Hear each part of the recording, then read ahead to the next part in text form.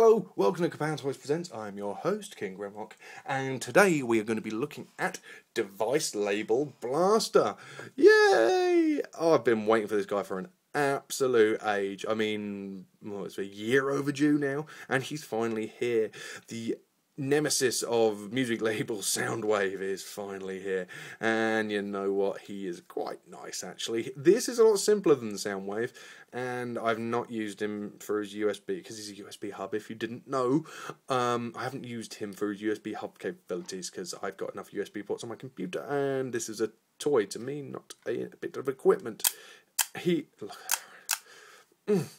is a mini laptop, Toshiba laptop, that's actually a USB hub. Why they didn't design, I mean, I suppose a USB hub hasn't really got anything to it, has it, to be able to use it as a design aesthetic, whereas a laptop has more of it. He is a rather chunky laptop, as you can see from the front there. I mean, it'd be nice if this whole bottom bit isn't there, but overall very nice detailing, quite noticeable panel lines, which is a disappointment.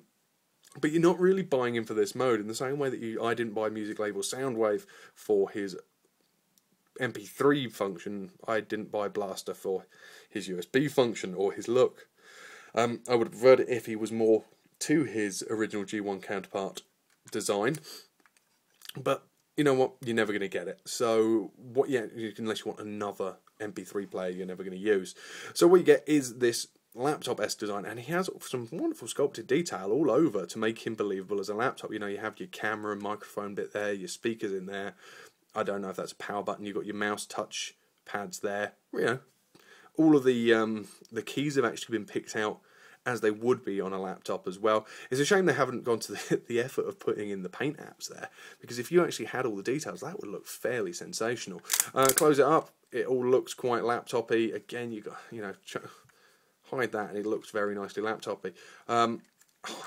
Underneath, yeah, there's Blaster. Quite obviously Blaster. There isn't really much to talk about in this mode, because other than the detailing and the fact that it works as a USB hub, which I'll never find out, there isn't that much to it, and realistically you're only really looking at this guy for his robot mode. So it's a bit of luck, really, that, you know, Blaster in his robot mode is fairly sensational. He's a good size. He is a good representation of Blaster. He looks like Blaster, let's just say that much, better than that Pig in Universe one did. That was terrible. Great head sculpt, fantastic. And, you know, the overall aesthetic, while very simplistic, is really quite nice. Around the back, you do have what can only be described as his Toshiba Cape of Doom. Quite a lot of kibble there. Disappointing, but you know what? Not exactly world-ending, is it, to have that on there? And the fact you can, if you want, pack it all away, or just give him the extra bit of depth by doing that. It's nice enough. There's nothing as sensational. This doesn't blow me away in the same way that Device Label Soundwave did with its quality. I say its quality, its accurateness. But this guy does give you something else. He doesn't come with a gun, always disappointing. So I'm going to need to try and find one.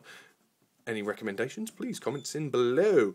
But you do get a decent version of Blaster. I display him with my classics and my Universe toys. I think he works very well in there, because we're not going to get a better Blaster than this, are we, really? And the fact that he has the functionality as a USB hub means you can take him to work and use him as a USB hub, in the same way that you could use that Grimlock as a mouse, or whatever the other one was, I can never remember.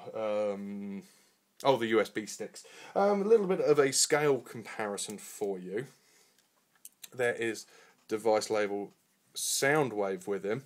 And yeah, straight away you can see he's significantly bigger, chunkier, but he isn't as tall, which kind of, you know, fits quite nicely in. You can almost imagine these two being enemies, really. They do work quite nicely in display together.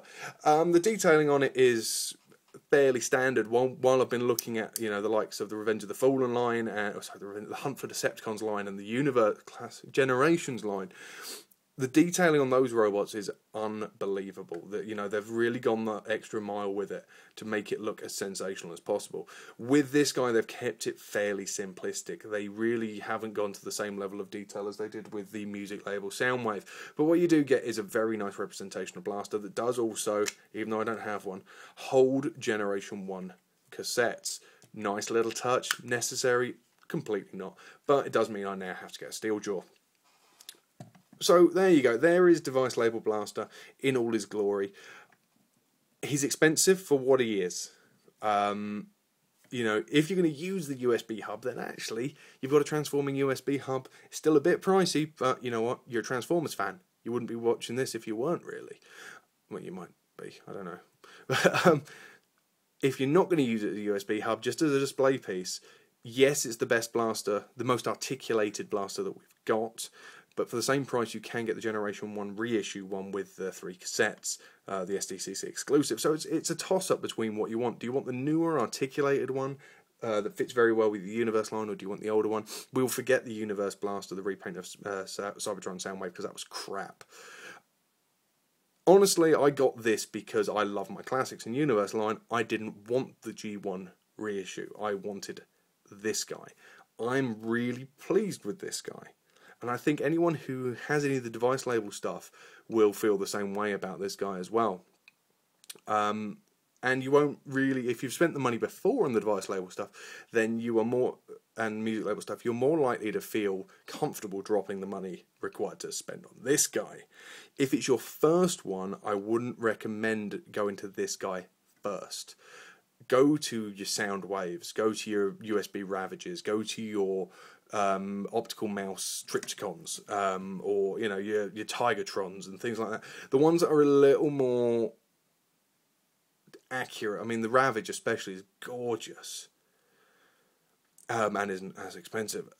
Just to whet your appetite, see if it's something that you actually like, if it's going to be something that you actually use. Personally, I love him. You can order yours at the bottom, as always. The link is always at the bottom for the Kapow Toys link for him. Personally, I love it. I think anybody who wants a Classics Blaster will too. And he's a perfect nemesis to that wonderful bad guy. And anybody who has read the Marvel UK comics. There we go.